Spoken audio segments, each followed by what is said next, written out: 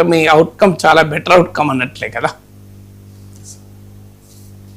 ఇక కూటమికి నేతృత్వం వహించే సామర్థ్యం కాంగ్రెస్ పార్టీకి మాత్రమే ఉంది అని చెప్పేసి ఇండియా కూటమి పార్టీలు అంగీకరించాయి.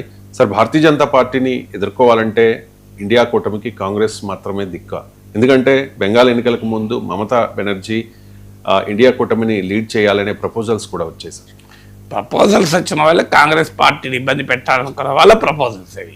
తిక్క మొక్క అనేది రాంగ్ వర్డింగ్ అది.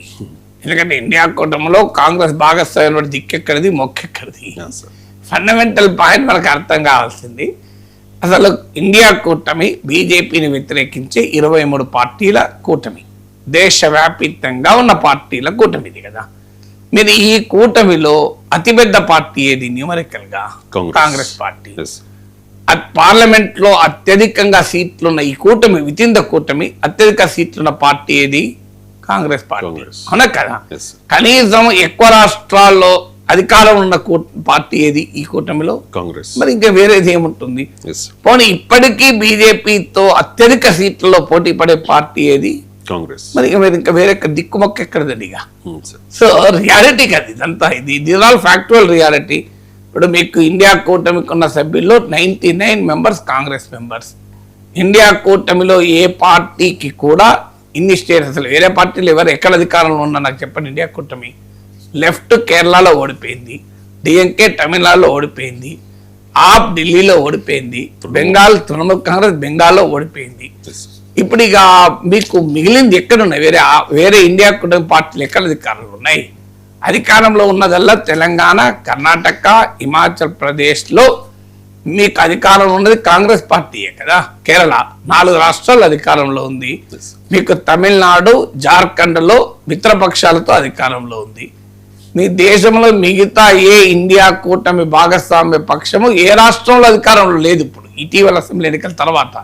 అంతకుముందన్నా తమిళనాడులో డిఎంకే, బెంగాల్లో తృణమూల్, కేరళలో లెఫ్ట్ ఉండేది కదా. ఇప్పుడు వాళ్ళు లేరు కదా. సో అందువల్ల ద ఓన్లీ ఇండియా కూటమి పార్టీలో కనీసం రాష్ట్రాల్లో అధికారంలో ఫుల్ ఫ్లెడ్జ్డ్గా ఉన్న పార్టీ ఏది ఉందంటే కాంగ్రెసే కదా. మరి కాంగ్రెస్ నాయకత్వం వహించకపోతే ఎవరు నాయకత్వం వహిస్తారు? పార్లమెంట్లో ఎక్కువ సీట్లు కాంగ్రెస్కి ఉన్నాయి. మీకు కనీసం రాష్ట్రాల్లో అధికారం ఉండేది కాంగ్రెసే. ఈ రెండే కాకుండా మీకు ఇంకో పాయింట్ కూడా చెప్తాను. అసలు దేశంలో 543 సీట్లు ఇవ్వాలి. ఏ పార్టీ బీజేపీకి ఎక్కువ సీట్లలో పోటీ ఇస్తుంది? మమతా బెనర్జీ 42 బెంగాల్ సీట్లే, అఖిలేష్ 80 ఉత్తరప్రదేశ్ సీట్లే, ఆర్జేడీ బీహార్లో ఉన్న 40 సీట్లే. ఎవరు మీరు పోటీ ఇచ్చేది? దేశం మొత్తం మీద ఒక 200 సీట్లలో ఇండియా కూటమికి పోటీ ఇవ్వగలిగేది కాంగ్రెసే. పోనీ ఒక నాయకుడిగా చూద్దాం. నాయకుడిగా మీరు Modi the nation India today survey కావచ్చు, ఏ సర్వేనా తీసుకోండి, మోడీకి దరిదాపుల్లో ఎవరు లేరన్నది వాస్తవం. కానీ మోడీకి డిస్టెంట్లోనైనా అపోజిషన్లో ఎవరున్నారు? రాహుల్ గాంధీ. ఇక వేరే వాళ్ళు లేరు కదా.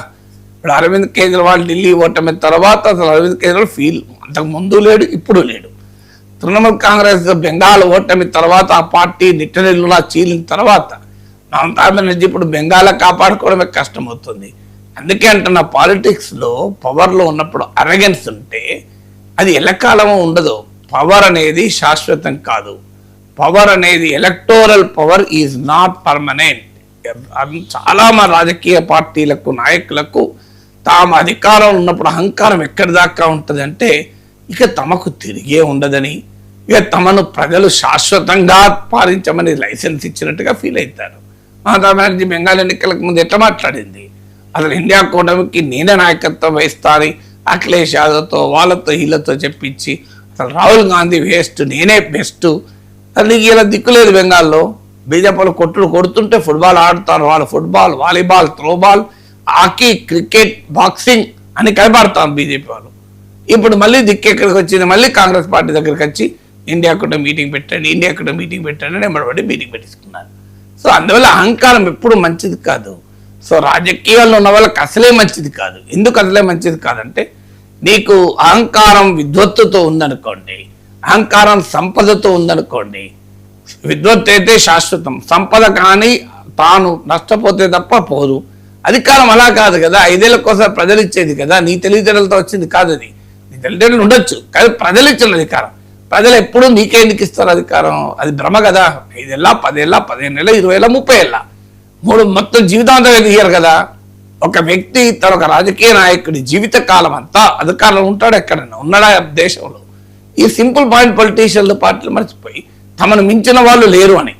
ఇప్పుడు అమర్త్య సేన్ ఉన్న విద్వత్తు ఉంది, అమర్త్య సేన్ ఉన్న విద్వత్తు ఆయనతో వచ్చింది, ఆయన శాశ్వతంగా ఉంటుంది. కానీ డొనాల్డ్ ట్రంప్ పవర్ శాశ్వతమా? అమెరికాలో 2 వ్యక్తులు ఉన్నారు, డొనాల్డ్ ట్రంప్, అమర్త్య సేన్. అమర్త్య సేన్ విద్వత్వం శాశ్వతం, డొనాల్డ్ ట్రంప్ పవర్ శాశ్వతం కాదు. అవునా కదా? ఈ సింపుల్ థింగ్ అర్థం చేసుకోరు ఎందుకు?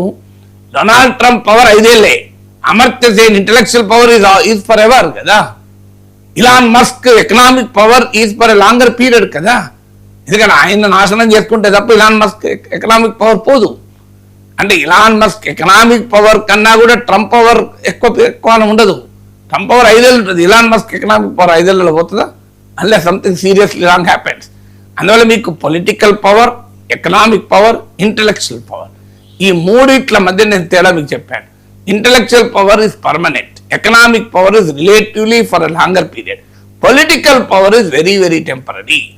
ఇది అర్థం చేసుకోక రాజకీయ నాయకత్వం ఏమనుకుంటుందంటే మమ్మల్ని మించినో లేడు అనుకుంటాడు. ఏమవుతుంది? ఇట్లాంటి పరిస్థితులు పుడుతున్న వాళ్ళు కాంగ్రెస్ పట్ట పరిస్థితి ఏర్పడుతుంది. ఇక రాహుల్ గాంధీ ప్రధాన అభ్యర్థిగా 2029 ఎన్నికల